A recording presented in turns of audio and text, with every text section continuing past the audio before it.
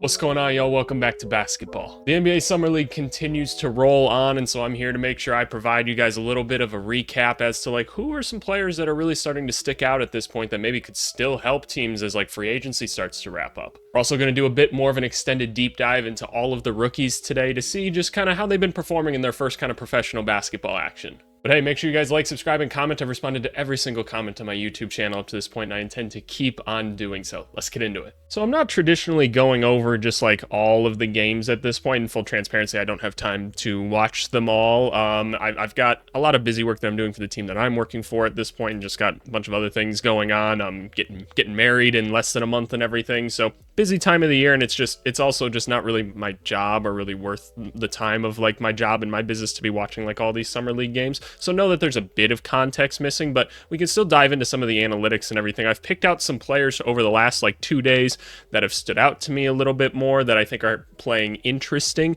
and could be interesting players to talk about. So without further ado, let's get into it. Oh, and for those of you that don't know, this is my little sheet that's going around and scraping all the data from all these games and everything and making me some nice little displays to kind of help give some context and talk about some of these things. But anyway, Scottie Pippen Jr. Oh, what a nice name, right? I wonder how good his dad was. Scottie Pippen Jr. is somebody that I've been saying in a lot of these videos that I think, at this point, we just have to consider him a solid backup point guard in the NBA. That's really the extent of how good I think he is. We can look across his chart quick, and we're seeing an average field goal percentage. It's a below average three-point percentage right now, but, if I add, 2 to this, it's going to get me up to 36%. Yeah, 7, and all of a sudden you're, doing kind of fine now at this point. So, I'm not tripping about that too much, and I can't stress enough, I know I've talked about it in all these videos, there's no direct correlation between Summer League performance and NBA performance, right? You could play the best at Summer League, and you might get 2 points a game out of them in the NBA, or they might get 2 points a game in Summer League and be a stud in it. It's just a different game. It just is. It's so much more complicated to play in Summer League when you're trying to learn all this stuff. It's just a more complicated equation. But some of the things you're seeing out of Scottie Pippen, getting you 3 rebounds a game for his size. He's one of the top people in assists right now. Does he come into the top 10? Yeah, he comes into the top 10 in Summer League right now in assists at 6.8. Shout out Tyler Kolek, who's at number 1 right now, the rookie. We kind of figured that'd kind of be his thing coming in, getting you 19 points a game right now. I just think when you watch him, he takes care of the ball really well. He's pretty good at getting to the hoop. He's pretty decently athletic. He's pretty strong. So I'm man, I'd feel pretty comfortable throwing him in as a backup point guard somewhere, especially in Memphis this year or something like that. Jalen Wilson, this has been a name we've been watching all of Summer League. He's probably the Summer League MVP at this point. Just had another pretty good game. Pretty average from the field, but shooting 55% from 3 on a pretty good clip, honestly. Because what do we got? 4? Yeah, no, he's getting up quite a few threes a game right now. The 17 free throws, maybe that could be a little bit higher from where it's at. It's not bad, but he's hitting the ones he's hitting, getting you some rebounds, and 23.8 points a game. We certainly take that. Jalen Wilson might be a guy, where does he get to fit in this year? Because maybe calling him the MVP of Summer League is a bit of a stretch. I think he's been really, really good. I think maybe there's a couple other names we could throw in there as well. But you think about the Nets this year and kind of what they're doing, and obviously a trade just happened. I'll talk about that very briefly now. The Zaire Williams trade yesterday, I thought it was a pretty good trade all around. Some people get to move around. Hopefully Zaire Williams gets a fresh start, and we can try to capitalize on what we saw at the beginning of his career. But you would like to think with Jalen Wilson that he could find a way into the court a bit more this year. I mean, he worked his way on there last year in kind of a surprise role and played pretty well. Still looking pretty consistent here. It's okay, maybe we got something here, right? Maybe we got something. So let's take him. Let's try to get him some playing time this year and just kind of go from there. Anyway, next guy I want to talk about. This one is a player that I'm actually really excited to talk about. It's Jay Huff. For those of you that don't know, he's currently the center for the Magic Summer League team. Doesn't have an NBA contract yet, but he's a big-ass dude. He can put the ball on the floor a little bit. He's a pretty solid passer. Putting the ball on the floor a little bit is really what I mean, a little bit. He's not incompetent with it. I've seen him bring the ball up the court a couple times.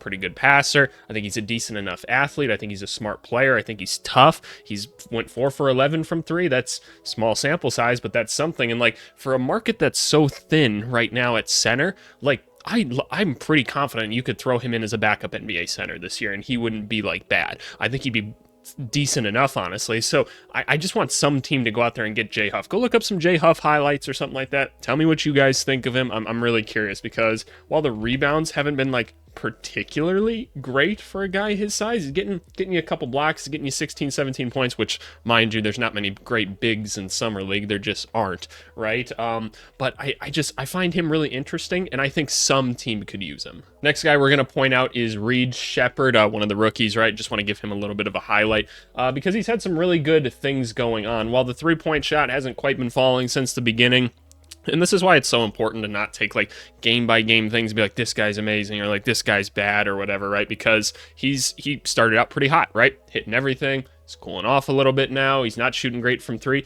Do I think he's not a great three-point shooter because of this number? No, he's a good three-point shooter, right? And while I've obviously made it very clear throughout the draft process that I don't necessarily like love Reed Shepherd. I don't dislike him by any means, but not that high on him. I think that there's something to discuss here nonetheless, that he's looked like a pretty decent player, but he is kind of more that combo guard is kind of what I'm noticing up to this point. The rebounds look really good for someone his size. I've seen him crashing a ton. That's awesome. The assists per game have been pretty high, but the turnovers have been pretty crazy. And mind you, turnovers are always a lot higher than the NBA. Like this color scheme that I have here is set to kind of more like NBA, like averages and stuff like that.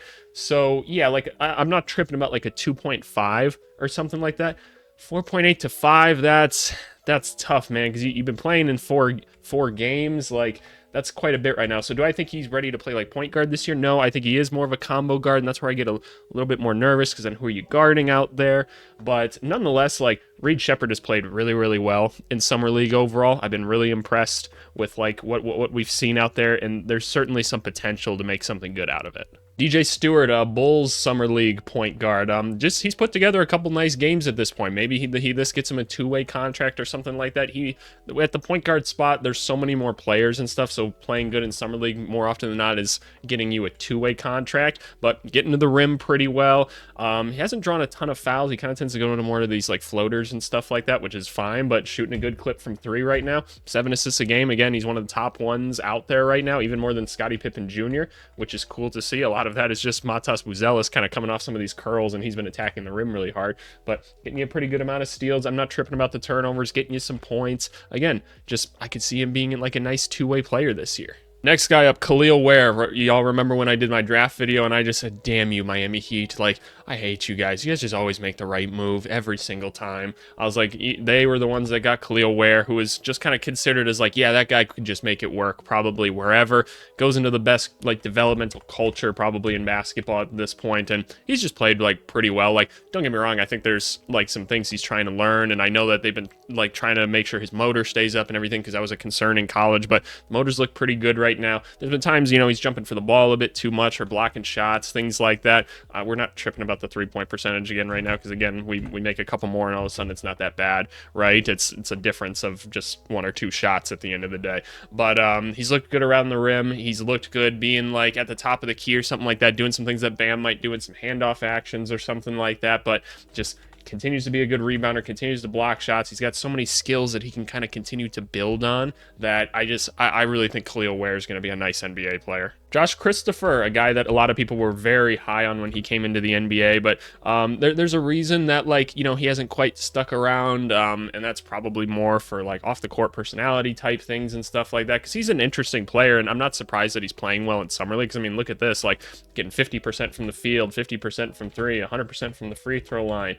Maybe not contributing as much in like some of the other areas, but 14 points isn't like anything necessarily to write home about, but I'm not surprised that like the Summer League style, which is more similar to like the AAU style, is kind of where he thrives a little bit more. He kind of is one of those like AAU type players that maybe doesn't understand the game quite as well, but when you just get into a fast-paced environment, his athleticism just kind of takes everything else out of the water. So I'm not surprised that he's playing well, but I wanted to give him recognition nonetheless, because look, you can only make the shots that you take, right? So just wanted to give him credit for that. And then Matt Morgan, a guy that I'm honestly not familiar with, but I want to like look into this guy. Matt Morgan, basketball. Who is this guy? Went to Cornell. Okay, interesting. He's 26. Okay, he's 2 years older than me, actually. 6'4".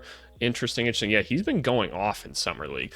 honestly. You see the 52%. He played in 7 games, so it's a pretty decent sample size. It's not the most shots for 7 games. Because I mean, you see some more there and there, so he's coming off the bench in that sense. But again, you can only make the shots that you take. He's looked pretty decent out there, not really contributing anywhere else besides scoring, but maybe this gets you a two-way deal or something like that as like an interesting guy. It's not the worst idea for one of your two-way players to be a guy that can just kind of come in and spark you or something like that, right? Because what else are you really doing with your two-way spots? Hope maybe it's a development guy or something like that, or maybe you really are just trying to have some depth, and so maybe a guy like that can really just go get some buckets in a couple minutes he's in there. Isn't the worst idea, but otherwise I'm sure he's playing himself into a really nice overseas contract this year. Taking a quick look at statistical leaders, Keontae George still finds himself at the top. Julian Strother, Jaime Jaquez, who really didn't need to be here.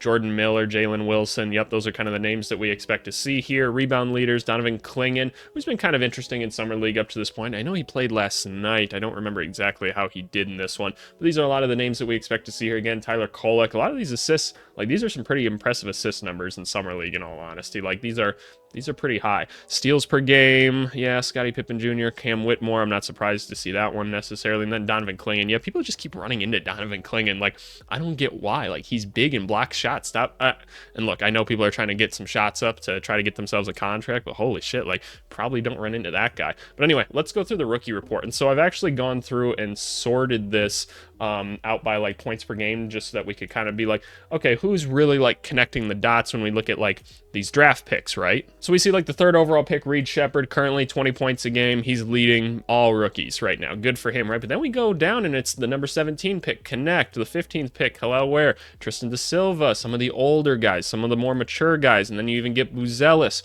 who he at least played in like the G League, right? So he's just got a little bit more experience than some of the other people. Then you get back into like Stephon Castle, Ron Holland, even though G League, but I will note that for some of these guys, Buzelis, Castle, and Ron Holland, it has not been very efficient basketball by any means. I mean, we're talking upper to mid 30s for field goal percentage, 25 below 3-point percentage. And, you know, it's 3 or 4 games, but at the end of the day, it's worth kind of noting. Ron Holland's getting some rebounds and stuff like that. So they're getting the points up and they're getting their shots. And that's the most important thing at the end of the day. I'm not saying we should like shame these dudes for it. It's just worth noting, right? I'm not saying it's going to necessarily translate to this or that, but especially with guys like Ron Holland, where you were kind of like, yeah, like efficiency is going to be a big concern for him and like decision making and things like that. And luckily he's actually kept his turnovers down, but he also hasn't had the ball quite as much in his games as like Castle and Buzelis had it quite a bit. And so honestly, this number is probably a little bit more impressive than you would actually think, but just something to point out nonetheless. But then you get down like AJ Mitchell. Kind of interesting for a Thunder pick, right? 53%, 40% here in 5 games, 92%, right? Getting you 4.5 assists, steal, just kind of doing some really solid things on the basketball court. Cool to see him stand out. AJ Johnson, the 23rd pick, hasn't been the most efficient necessarily, but putting up some decent points. So honestly, at the end of the day, we just celebrate the fact that he's getting some shots up, putting the ball in the hoop. I think AJ Johnson's going to be quite the developmental piece. So there we are. We finally get to the number 1 pick. We finally get back to some lottery picks just in general, right? Reece Sachet only played in 2 games. Honestly, in those 2 games, I was like, yeah, no, he looks fine. Like, if you put him out there in like an NBA style offense, I think he's going to be more than fine. So good for him there. Bub Carrington has had some really high moments and then a couple really low moments in Summer League so far, but overall, pretty impressed with like the overall contribution on the basketball court. I think that's really interesting. So I'll be curious to kind of watch him in like a presumed backup point guard role for Washington this year. I'm always worried about Washington and their development of people. It's a little bit sketchy and everything, and a lot of that team is kind of coming back and everything. So let's hope that they can put him in a good situation to develop. Couple sleeper guys here in Johnny Furphy and Cam Spencer, who have just been quietly solid and put up some decent point performances throughout. Johnny Furphy hasn't been as efficient as Cam Spencer has, obviously, but nonetheless, I like Johnny Furphy. I had him as like a middle first round talent for this year's draft. I can't stress enough for this year's draft, but obviously fell to the 2nd round, so kind of interesting. Jalen Tyson, a really interesting, just like archetype of player, not like the craziest like athlete in the world or anything, and he has the ball like all the time. That's kind of his thing, and he crashes the glass like really hard. He's getting some assists and things like that. The turnovers are a little bit high, which is a little bit concerning, but getting you 13 points a game, I just don't know what he's going to do in like actual NBA basketball, because what is he doing? He doesn't have the basketball. Like, is he just kind of cutting to the rim and trying to get some rebound putbacks and stuff like that? I don't know. Maybe that's his thing. Terrence Shannon Jr., one of my favorite players in this class. Honestly, after the first game, it almost just feel like he was kind of just like, yeah, no, I'm good to go, right? Because he's been a little bit more passive in some of these games and stuff. And like when he gets out in transition, you can tell he's still going, but it looks like he's trying to delegate a little bit more to Rob Dillingham. And like I'm being so serious, I do think that that's like a conscious effort that he's like, okay, let's let some other people try to cook right now because I don't know. I think Summer League's too easy for that guy. I'll wrap up some of the more like interesting performances with Dylan Jones, who falls into a very similar category for me as Jalen Tyson in this one, where it's like, okay, he has the ball a ton, and he doesn't always make like the greatest decisions with it. Where are we at right now? Yeah, like 3.2 turnovers. That's probably not exactly where we want him to be, and for like kind of the undersized forward that he is, I don't exactly know where to go with him. I'll say I'm more impressed with his ball handling than like a Jalen Tyson or something like that, so I feel a little bit better about him in like an OKC style offense. But nonetheless, it's interesting. I'm curious to see how they develop him because he is just kind of an interesting archetype of player. He's like a ball handling Lou Dort, if you will. So I don't know, interesting nonetheless. But if we start to go towards the bottom now, and it's not our job to just like bash these dudes whatsoever. I just think it's interesting to compare kind of like maybe who's not performing like quite as well. Because I mean, obviously you see the number 2 pick, Alex Sarr, down here, who is struggling is probably a good way to put it. He's getting good looks and he's getting open. He's just not hitting the shot right now. And this is just a good example of being like, just don't trip about it. I've looked at the stats and like Jaylen Brown actually played like worse in his like first summer league, in all honesty. And like, I don't know, like that's why it's just like it doesn't really matter. Like there's been plenty of dudes that have played worse or whatever. Like Dirk Nowitzki played like worse in like his summer league games and stuff like that. It's just, I don't know. It's not an indicator at the end of the day. It's a rough streak. Some of the guys I'm a little bit more surprised to see down here is like a Ryan Dunn. I kind of imagine that he'd maybe be like a little bit more efficient than what we're seeing right now. So that's kind of interesting. Adam Bona, he just doesn't get many opportunities at the end of the day, so that doesn't necessarily surprise me. Bronny James slowly moving up after one good performance, right? I don't know if we're going to see him anymore during Summer League, but nonetheless kind of interesting. You see like Donovan Klingen's been struggling a little bit. I'm not surprised to see Salon down here, so just because he's so much younger and we just knew he was that raw. I kind of figured Klingen would look a little bit more established, like when he got the ball underneath the hoop. But, yeah, no, he's just looking incredibly rushed. So I don't know. That's just kind of a weird thing that we'll have to take note of. It's not like he's going to start right away anyway, even though I truly think he probably could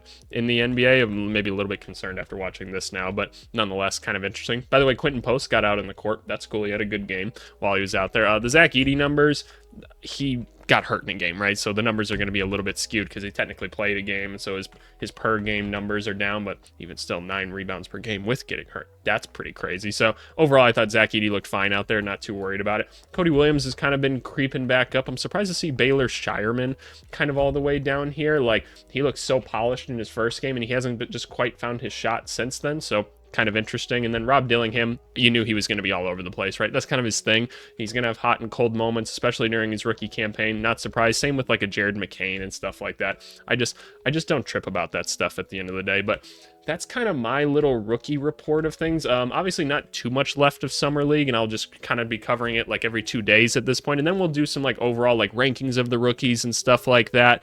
And I don't know, we'll start to get prepped for like the preseason like reports and stuff like that. That's going to be a big series that I'm doing. I've got a really cool kind of like spreadsheet style thing that I'm going to take you guys through to kind of tell the story of each team and everything. So I'm really, really excited about that. So you guys make sure you stay tuned and everything. But hey, I appreciate it as always, and we'll talk to you guys later. Thanks so much. Bye.